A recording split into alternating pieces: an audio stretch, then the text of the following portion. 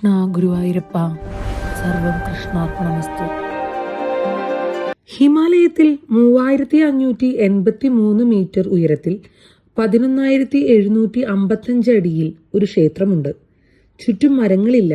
ഈ ഉയരത്തിൽ മരങ്ങൾ വളരില്ല. കല്ലും മൊറൈനും മഞ്ഞും മാത്രം. മുന്നിൽ മന്ദാകിനി, പിന്നിൽ 6940 മീറ്റർ ഉയരമുള്ള കേദാർനാഥ് ശിഖരം. അതെ, നമ്മൾ ഇന്ന് പറയാൻ പോകുന്നത് കേദാർനാഥ് ക്ഷേത്രത്തെ പറ്റിയാണ്. ഉത്തരാഖണ്ഡിലെ രുദ്രപ്രയാഗ് ജില്ലയിൽ ഗൊണ്ടാർ ഹിമാലയത്തിൽ 12 ജ്യോതിർലിംഗങ്ങളിൽ ഏറ്റവും ഉയരത്തിലുള്ളത്, പഞ്ചകേദാരങ്ങളിൽ ഒന്നാമത്തേത്, ഉത്തരാഖണ്ഡിന്റെ ചോട്ടാർധാർ ധാമിൽ ഒന്ന്. ഒരു കാര്യം ഇപ്പോൾ തന്നെ പറയാം. ഭൗമശാസ്ത്രജ്ഞർ പറയുന്നത് ഈ ക്ഷേത്രം ഏകദേശം 400 വർഷം ഒരു ഹിമാനിക്കടയിൽ മഞ്ഞിനിടയിൽ മൂടിക്കിടന്നിരുന്നു എന്നതാണ്. അത് കഴിഞ്ഞ് അത് വീണ്ടും പുറത്തു വന്നു. 2013 ഒരു പ്രളയം ഈ താഴ്വരയിലെ എല്ലാം ഒലിപ്പിച്ചു കൊണ്ടുപോയി. ചുറ്റുമുള്ള ഹോട്ടലുകളും കടകളും കെട്ടിടങ്ങളും. പക്ഷെ ക്ഷേത്രം മാത്രം നിന്നു. അതെങ്ങനെ? ആ ഉത്തരത്തിനൊരു ഐതിഹ്യമുണ്ട്, ഒരു ശാസ്ത്രമുണ്ട്. ഇത്തരം ക്ഷേത്രങ്ങളുടെ അറിയാത്ത കഥകൾ മലയാളത്തിൽ കേൾക്കുവാനായി ഇഷ്ടമാണെങ്കിൽ ചാനൽ സബ്സ്ക്രൈബ് ചെയ്യൂ. കേദാരം എന്ന സംസ്കൃത പദത്തിൽ നിന്ന് വന്നതാണ് കേദാർനാഥ്. കേദാരം എന്നതിന്റെ അർത്ഥം വയൽ എന്നാണ്, ചതുപ്പ് നിലം എന്നും. നാഥ് എന്നാൽ അധിപൻ. കേദാർനാഥ് എന്നാൽ വയലിന്റെ അധിപൻ. ഒരു ഹിമാലയ ശിഖരത്തിന് താഴെയുള്ള ഈ കല്ല് നിറഞ്ഞ താഴ്വരയ്ക്ക് എന്തിനാണ് വയൽ എന്ന പേര്? കാശി കേദാര മഹാത്മ്യം എന്ന ഗ്രന്ഥം അതിനൊരു ഉത്തരം നൽകുന്നു.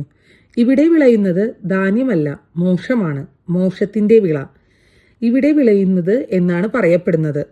ഈ പ്രദേശത്തിന്റെ പുരാതന നാമം കേദാരഖണ്ഡം എന്നായിരുന്നു. അതിനെ അധിപനായി കേദാരേശ്വരൻ. ഇനി നമുക്ക് രേഖകളിലേക്ക് പോകാം. കേദാർനാഥിനെ കുറിച്ചുള്ള ഏറ്റവും പഴയ പരാമർശങ്ങളിലൊന്ന് സ്കന്ദപുരാണത്തിലേതാണ്. ഏകദേശം 7-8 നൂറ്റാണ്ട് ഗംഗയുടെ ഉൽപ്പത്ത കഥയിലാണ് ഇത് വരുന്നത്. ശിവൻ തന്റെ ജടയിൽ നിന്ന് പുണ്യജലം അഴിച്ചുവിട്ട സ്ഥലം, അതിന്റെ പേര് കേദാരമാണെന്ന് ആ ഗ്രന്ഥം പറയുന്നു. ഗംഗ ഭൂമിയിലേക്ക് ഇറങ്ങിയ ഇടം. ഇവിടെ ഒഴുകുന്ന മന്ദാകിനിയിൽ ഒടുവിൽ രുദ്രപ്രയാഗിൽ അളകനന്ദയിൽ ചേരും. അളകനന്ദ ദേവപ്രയാഗിൽ ഭഗീരഥിയിൽ ചേരും. അവിടെ ഇതിന് പേര് ഗംഗ എന്നുമാകും. എങ്ങനെയാണ് കേദാർനാഥിൽ ഭഗവാൻ എത്തിയതെന്ന് അറിയാമോ? ബദ്രിനാഥ് ഒരു കാലത്ത് ശിവന്റെയും പാർവതിയുടെയും വാസസ്ഥലമായിരുന്നു. മഹാവിഷ്ണു ഒരു കുഞ്ഞിന്റെ രൂപത്തിൽ വന്ന് ആ ഇടം സ്വന്തമാക്കി. ശിവന് 2 വഴികൾ മാത്രമായിരുന്നു മുന്നിലുണ്ടായിരുന്നത്. ഒന്ന്, എല്ലാം ഭസ്മമാക്കുക, അല്ലെങ്കിൽ സ്വയം ഒഴിഞ്ഞു പോകുക. അദ്ദേഹം സ്വയം ഒഴിഞ്ഞുപോയി. അങ്ങനെ താമസിക്കാൻ അനുയോജ്യമായൊരിടം തേടി ശിവനും പാർവതിയും നടന്നു. ഒടുവിൽ എത്തിയത് ഇവിടെയാണ്, കേദാർനാഥ്. ബദ്രിനാഥിൽ നിന്ന് ശിവന് നഷ്ടമായ വീട് കേദാർനാഥിൽ അദ്ദേഹം കണ്ടെത്തിയ വീടായി മാറി. ഇനി ഈ ക്ഷേത്രത്തിന്റെ ഐതിഹ്യം എങ്ങനെ തുടങ്ങുന്നു എന്നത് പറയാം. അതും ഒരു യുദ്ധത്തിന് ശേഷമാണ്. കുരുക്ഷേത്ര യുദ്ധം കഴിഞ്ഞു. പാണ്ഡവർ ജയിച്ചു. പക്ഷെ അവർ കൊന്നുകളഞ്ഞത് ആരെയാണ്? സ്വന്തം ബന്ധുക്കളെ, കൗരവരെ, ഗുരുക്കളെ. ഗോത്രഹത്യ, ജ്ഞാതിഹത്യ. ഒരു കാര്യം ശ്രദ്ധിക്കൂ. രാമേശ്വരത്ത് ശ്രീരാമൻ രാവണനെ കൊന്ന ശേഷം ബ്രഹ്മഹത്യ ദോഷം തീർക്കാൻ ശിവനെ പ്രതിഷ്ഠിച്ചു. ഇവിടെ പാണ്ഡവർ അതേ കാര്യത്തിനായി ശിവനെ തേടിപ്പോകുന്നു. 2 മഹാകാവ്യങ്ങൾ, രണ്ടും അവസാനിക്കുന്നത് ഒരേ കാര്യത്തിലാണ്. ജയിച്ചവൻ മാപ്പിനായി ശിവനെ തേടിപ്പോകുന്നു. പാണ്ഡവർ രാജഭാരം ബന്ധുക്കളെ ഏൽപ്പിച്ച് ശിവനെ തേടി പുറപ്പെട്ടു. ആദ്യം അവർ പോയത് കൈലാസത്തിലേക്കാണ്. അവിടെ ചെന്ന് കാത്തുനിന്നു, പ്രാർത്ഥിച്ചു. പക്ഷേ ശിവൻ ദർശനം നൽകിയില്ല. അദ്ദേഹം അവരെ ഒഴിവാക്കി, അവിടെ നിന്ന് മാറിപ്പോയി. എന്തുകൊണ്ടാണ്? ഐതിഹ്യം ഒരു കാരണം അതിന് വ്യക്തമായി പറയുന്നില്ല. പക്ഷെ ഒരു വ്യാഖ്യാനമുണ്ട്. ആ കൈകളിൽ പതിഞ്ഞ രക്തം അത്ര ഭാരമുള്ളതായിരുന്നു. മാപ്പ് അത്ര എളുപ്പമായി കിട്ടുന്നതായിരുന്നില്ല. പാണ്ഡവർ വിട്ടില്ല. അവർ ഹിമാലയത്തിൽ നിന്ന് ഭഗവാനെ തേടി അലഞ്ഞു. ശിവൻ ഒളിക്കാനൊരു സ്ഥലം കണ്ടെത്തി, ഒരു രൂപവും. അദ്ദേഹം ഒരു കാളയായി മാറി കന്നുകാലിക്കൂട്ടത്തിന്റെ ഇടയിൽ കലർന്നു. ആ സ്ഥലത്തിന് ഇന്നൊരു പേരുണ്ട്, ഗുപ്തകാശി. ഗുപ്ത, ഒളിഞ്ഞിരിക്കുന്ന കാശി, ശിവന്റെ നഗരം. ഒളിഞ്ഞിരിക്കുന്ന കാശി, ശിവൻ ഒളിച്ചിരുന്ന ഇടം. ആ പേര് ഒളിവിൽ നിന്ന് വന്നതാണ്. ഒരു ദൈവം ഒളിക്കുന്നു, ഭക്തൻ തേടുന്നു. കേദാർനാഥിന്റെ കഥ അതാണ്. 5 സഹോദരന്മാരിൽ രണ്ടാമൻ ഭീമസേനൻ. ഗുപ്തകാശിക്ക് അടുത്ത് മേഞ്ഞു നടന്ന ഒരു കാളയെ അവൻ കണ്ടു. ബാക്കി കാളകളെ പോലെയല്ല, വലിപ്പം കൂടുതൽ, നിൽപ്പ് വേറെ, കണ്ണുകളിൽ എന്തോ ഉണ്ട്. ഭീമൻ തിരിച്ചറിഞ്ഞു, ഇത് കാളയല്ല. ഒരു പാഠഭേദം പറയുന്നത് ഭീമൻ ഭീമാകാരനായ രൂപം മാറി ആ കൂട്ടത്തിൽ നിന്നും മുകളിൽ കാലുകൾ അകത്തി വെച്ച് നിന്നു എന്നതാണ്. ബാക്കി കാളകൾ അയാളുടെ കാലുകൾക്കിടയിൽ നിന്ന് കടന്നുപോയി. പക്ഷേ ഒന്നു മാത്രം പോയില്ല. കാള നിലത്തേക്ക് താഴാൻ തുടങ്ങി, ഭൂമിക്കടിയിലേക്ക് മറയാൻ. ഭീമൻ ചാടി വീണു പിടിച്ചു. ചില പഠനങ്ങൾ പറയുന്നത് അവൻ വാലിലും പിൻകാലിലുമാണ് പിടിച്ചത് എന്നാണ്. മറ്റു ചില പഠനങ്ങൾ, നമ്മുടെ മലയാളം വിക്കിപീഡിയ ഉൾപ്പെടെ പറയുന്നത് മുതുകിലെ മുഴയിലാണ് പിടിച്ചത് എന്നതാണ്. എന്തായാലും ഫലം ഒന്നാണ്. കാള ഭൂമിക്കടിയിലേക്ക് മറഞ്ഞു. ഭീമന്റെ കൈകൾ അവശേഷിച്ചത് ആ മുഴ മാത്രം. ഭീമൻ തൊട്ട ആ ഭാഗം കല്ലായി മാറി. ഇന്ന് കേദാർനാഥ് ശ്രീകോവിൽ നമ്മൾ തൊഴുന്നത് ഒരു സാധാരണ ശിവലിംഗമല്ല, 3 വശമുള്ള ത്രികോണാകൃതിയിലുള്ള ഒരു പാറയാണ് ആ കാളയുടെ മുതുകിലെ മുഴ. ആ കാള ഭൂമിക്കടിയിലേക്ക് മറഞ്ഞു. പക്ഷെ അത് മറഞ്ഞു പോയില്ല. അത് 5 ഭാഗങ്ങളായി 5 വെവ്വേറെ ഇടങ്ങളിൽ വീണ്ടും പ്രത്യക്ഷപ്പെട്ടു. മുതുകിലെ മുഴ കേദാർനാഥിൽ, കൈകൾ തുംഗനാഥിൽ, പഞ്ചകേദാരങ്ങൾ ഏറ്റവും ഉയരത്തിലുള്ള ക്ഷേത്രം അതാണ്. മുഖം രുദ്രനാഥിൽ, ഒരു ഗുഹാക്ഷേത്രം.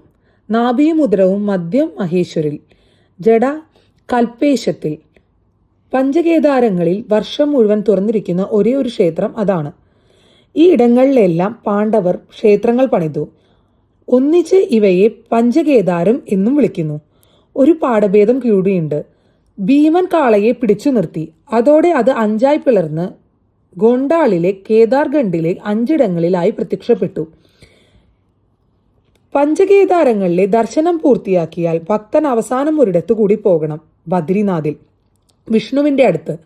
ശിവദർശനം പൂർത്തിയായി എന്നതിൻ്റെ അന്തിമ സാക്ഷ്യമായി. ബദ്രിനാഥിൽ നിന്ന് ശിവനിറങ്ങി വന്ന അതേ വഴി ഭക്തർ തിരിച്ച് കയറിപ്പോകുന്നു. കേദാർനാഥിൽ എന്നും നടക്കുന്ന ഒരു ചടങ്ങുണ്ട്. അതിനു പിന്നിൽ ഒരു കഥയുമുണ്ട്. പാരമ്പര്യം പറയുന്നത് ഇങ്ങനെയാണ്. മഹർഷി രൂപം നേടാൻ ശിവനും ഭീമനും ഗദ കൊണ്ട് പോരാടി. യുദ്ധം കഴിഞ്ഞപ്പോൾ ഭീമന് പശ്ചാത്താപം തോന്നി. തന്റെ ഇഷ്ടദേവനോട് താൻ ഗദായുദ്ധം ചെയ്തു. അപ്പോൾ ഭീമൻ ഒരു കാര്യം ചെയ്തു. അദ്ദേഹം ഭഗവാന്റെ ശരീരത്തിൽ നെയ്യ് പുരട്ടി തിരുമാൻ തുടങ്ങി. ആ സംഭവത്തിന്റെ സ്മരണയ്ക്കായി ഇന്നും കേദാർനാഥിലെ ത്രികോണാകൃതിയിലുള്ള പാറയിൽ നെയ്യ് പുരട്ടി തിരുമ്പുന്നു. ഒരു ജ്യോതിർലിംഗത്തിൽ നെയ്യ് കൊണ്ട് അഭിഷേകമില്ല, തിരുമ്പൽ. ഒരു ശരീരത്തിൽ എന്നതുപോലെ നൂറ്റാണ്ടുകളുടെ നെയ്യ് ആ കല്ലിൽ പതിഞ്ഞിരിക്കുന്നു. പക്ഷെ കഥ ഇവിടെ തീരുന്നില്ല. പഞ്ചകേദാരങ്ങൾ ക്ഷേത്രം പണിതതിനു ശേഷം പാണ്ഡവർ കേദാർനാഥിൽ തപസ് ചെയ്തു തുടങ്ങി. ഒരു യജ്ഞം നടത്തി. എന്നിട്ട് അവർ മഹാപദന് ഒരു വഴിയെ സ്വർഗത്തിലേക്ക് കയറി. ആ വഴിക്ക് മറ്റൊരു പേരുണ്ട്, സ്വർഗാരോഹിണി. ആ മലകൾ ഇന്നും അവിടെയുണ്ട്. ബദ്രിനാഥിന് അപ്പുറത്ത്. ജ്യേഷ്ഠനായ യുധിഷ്ഠിരൻ സ്വർഗത്തിലേക്ക് പോകുമ്പോൾ അദ്ദേഹത്തിന്റെ ഒരു വിരൽ ഭൂമിയിലേക്ക് വീണു എന്നൊരു പാരമ്പര്യവുമുണ്ട്. ആ സ്ഥലത്ത് അദ്ദേഹം ഒരു ശിവലിംഗം പ്രതിഷ്ഠിച്ചു. ആ പെരുവിരലിന്റെ വലുപ്പം മാത്രമുള്ള ഒരു ശിവലിംഗം. മഹാഭാരതത്തിൽ കേദാർനാഥ് എന്ന പേരിൽ ഒരു സ്ഥലം പരാമർശിക്കുന്നില്ല. മഹാപ്രസ്ഥാനിക പർവവും സ്വർഗാരോഹണ പർവവും പാണ്ഡവരുടെ അന്തിമയാത്രയും സ്വർഗാരോഹണവും വർണ്ണിക്കുന്നു. അത് ശരിയാണ്. പക്ഷെ കാളയുടെ കഥയും പഞ്ചകേദാരവും അത് പുരാണങ്ങളിലെയും നാടോടി പരമ്പരകളിലെയും കഥയാണ്, ഇതിഹാസത്തിലെ വരികളല്ല. ഐതിഹ്യം മാത്രമാണ്. അതിന് സ്വന്തം മൂല്യങ്ങളുണ്ട്. അതിനെ ചരിത്രമാക്കി മാറ്റേണ്ട ആവശ്യവുമില്ല. ഇനി രേഖപ്പെടുത്തിയത് എന്താണ്? 1. 7-8 നൂറ്റാണ്ടിൽ സ്കന്ദപുരാണം കേദാരനാഥിനെ പരാമർശിക്കുന്നു. 2. 12-ാം നൂറ്റാണ്ടിൽ ഗണ്ഡകവാല രാജവംശത്തിന്റെ മന്ത്രിയായിരുന്ന ഭട്ടലക്ഷ്മീധരൻ എഴുതിയ കൃതികൽപതരു എന്ന ഗ്രന്ഥത്തിൽ കേദാർനാഥ് ഒരു പ്രശസ്തമായ തീർത്ഥാടന കേന്ദ്രമായി വരുന്നു. അതായത് 12-ാം നൂറ്റാണ്ടിൽ ഇത് ഇതിനകം പ്രസിദ്ധമായിരുന്നു. 3. ഇന്ന് നിൽക്കുന്ന കൽക്കെട്ടിടം ആര് പണിതു, എപ്പോൾ പണിതു എന്നതിന് ഉറപ്പായൊരു ഉത്തരവുമില്ല. പാണ്ഡവർ എന്നത് ഒരു പാരമ്പര്യം. 8-ാം നൂറ്റാണ്ടിൽ ആദിശങ്കരാചാര്യർ എന്നത് മറ്റൊന്ന്. 11-ാം നൂറ്റാണ്ടിൽ മൾവായിലെ രാജ്ഭോജ് എന്നത് മൂന്നാമതൊരു വാദം. ഈ ക്ഷേത്രത്തിന്റെ കൃത്യമായ പ്രായം ഇന്നും ഒരു തുറന്ന ചോദ്യം മാത്രമാണ്. പക്ഷേ ഇനി പറയുന്നത് ഒരു ഊഹമല്ല, അളന്നു തിട്ടപ്പെടുത്തിയ ഒരു ശാസ്ത്രമാണ്. 8-ാം നൂറ്റാണ്ടിൽ കേരളത്തിലെ കാലടിയിൽ ജനിച്ച ആദിശങ്കരാചാര്യർ ബദ്രിനാഥ് ക്ഷേത്രം പുനഃസ്ഥാപിച്ചു. അതേ മനുഷ്യൻ കേദാർനാഥും പുനരുജ്ജീവിപ്പിച്ചു എന്നതാണ് പാരമ്പര്യം. ഇനി ഇതിലെ ഏറ്റവും പ്രധാനപ്പെട്ട കാര്യം എന്തെന്നാൽ, മാനവന്റെ സംശ്ലേഷക ശങ്കരവിജയം ആധാരമാക്കിയിട്ടുള്ള ജീവചരിത്രത്തിൽ പറയുന്നത് ആദിശങ്കരൻ കേദാർനാഥിനടുത്തുള്ള മലയിലാണ് ദേഹം വിട്ടത് എന്നതാണ്, 32-ാം വയസ്സിൽ. ഈ ക്ഷേത്രത്തിന്റെ പിന്നിൽ ഇന്നും അദ്ദേഹത്തിന്റെ സമാധി മന്ദിരവുമുണ്ട്. പക്ഷേ ഒരു കാര്യം കൂടിയുണ്ട്. ആനന്ദഗിരിയുടെ പ്രാചീന ശങ്കരവിജയം ആധാരമാക്കിയിട്ടുള്ള ഒരു പരമ്പര പറയുന്നത് അദ്ദേഹം കാഞ്ചീപുരത്താണ് ദേഹം വിട്ടത് എന്നതാണ്. 2 പരമ്പരകൾ, ഒന്ന് തിരഞ്ഞെടുത്തത് മറ്റൊന്നത് മറയ്ക്കുന്നതിൻ്റെ സത്യസന്ധതയല്ല. 2013 പ്രളയത്തിൽ ആ സമാധി മന്ദിരം ഒലിച്ചുപോയി എന്നും അത് വീണ്ടും പണിതു എന്നും പറയപ്പെടുന്നു.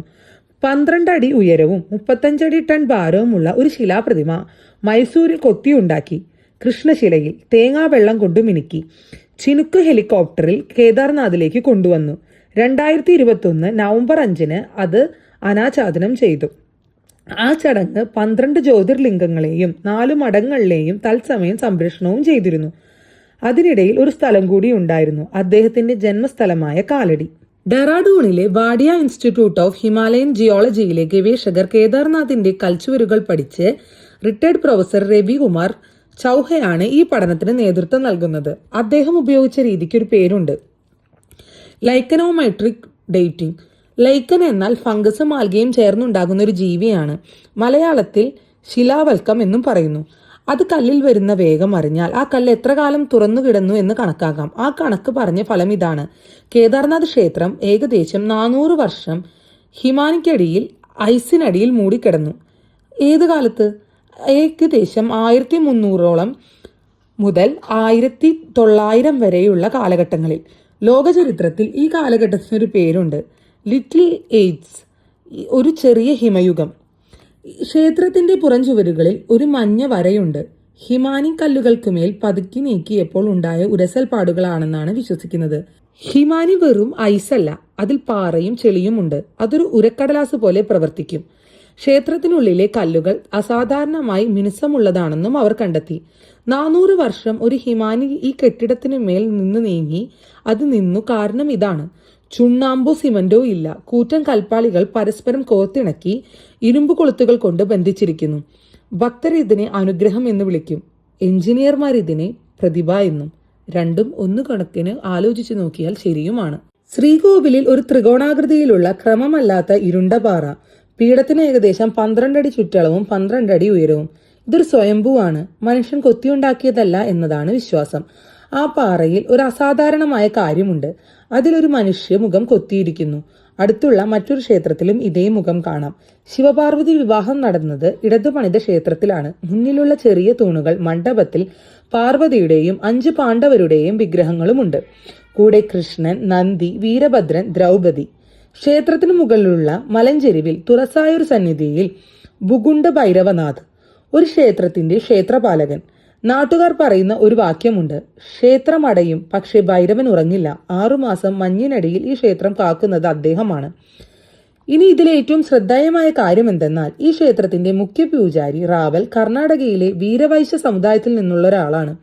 പക്ഷെ ബദ്രിനാഥിലെ പോലെയല്ല. കേദാർനാഥിലെ റാവർ സ്വയം പൂജ ചെയ്യുന്നില്ല. അദ്ദേഹത്തിന്റെ നിർദ്ദേശപ്രകാരം സഹായികളാണ് പൂജ ചെയ്യുന്നത്. 5 മുഖ്യ പൂജാരിമാരുമുണ്ട്. ഓരോ വർഷവും ഒരാൾ എന്ന ക്രമത്തിൽ അവർ മുഖ്യസ്ഥാനം വഹിക്കും. ബദ്രിനാഥിൽ കേരളത്തിൽ നിന്നുള്ള ഒരു നമ്പൂതിരിയാണെങ്കിൽ കേദാർനാഥിൽ കർണാടകയിൽ നിന്നുള്ള ഒരു വീരവൈശ്യൻ. ഹിമാലയത്തിലെ 2 ധാമങ്ങൾ, 2 ദക്ഷിണേന്ത്യയിൽ നിന്നുള്ള പുരോഹിതർ. അതും 1200 വർഷമായി ഇത് തുടർന്നു പോരുന്നു. ഈ ക്ഷേത്രം വർഷത്തിൽ 6 മാസം തുറന്നിരിക്കുന്നു. തുറക്കുന്നത് അക്ഷയതൃതിയോട് ചേർന്നാണ്. അടയ്ക്കുന്നത് ദീപാവലിക്ക് ശേഷമുള്ള ദായി ദൂജിന്. തുറക്കുന്ന തീയതി പ്രഖ്യാപിക്കുന്നത് മഹാശിവരാത്രി നാളിൽ. ഉമികി മഠത്തിലെ ഓംകാണ്ടേശ്വര ക്ഷേത്രത്തിൽ 2026 ഏപ്രിൽ 22 കവാടങ്ങൾ തുറന്നു. ഇനി പറയുന്നത് പലയിടങ്ങളിലും ഇത് തെറ്റായി പറയപ്പെടുന്ന ഒരു കാര്യമാണ്.